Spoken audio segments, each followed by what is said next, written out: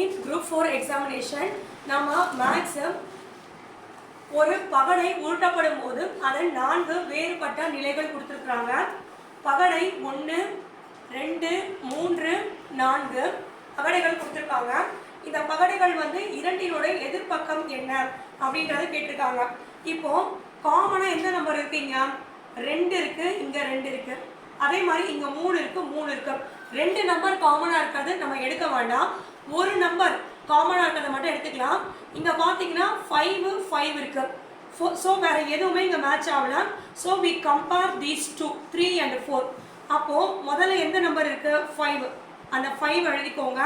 அதுக்கு அடுத்தது என்ன இருக்கு நம்மளுக்கு? 5 3 4. அடுத்து என்ன இருக்கு நம்மளுக்கு? 5. இது எப்படி எழுதணும்னா கிளாக் வைஸ்ல எழுதணும். கிளாக் வைஸ்ல இப்படி எழுதணும். 5க்கு அப்புறம் 4, 4க்கு அப்புறம் 3, 5க்கு அப்புறம் 5க்கு அப்புறம் 4, 4க்கு அப்புறம் 3 எழுதியாச்சு. அடுத்து இங்க 5 இருக்கு. ஸ்டார்ட் ஃப்ரம் 5, 5க்கு அப்புறம் இங்க 2, 2க்கு அப்புறம் 6. அப்ப ரெண்டினோட எதிர்பக்கம் என்னது நம்மளுக்கு? 4. ரெண்டினோட எதிர்பக்கம் 4 தான் ஆன்சர். ஸோ அதை நீங்க ஆன்சர்ல நீங்க பார்த்து எழுதிடுங்க ஃப்ரெண்ட்ஸ்.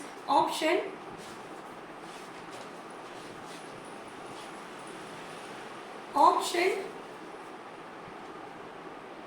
ஏ.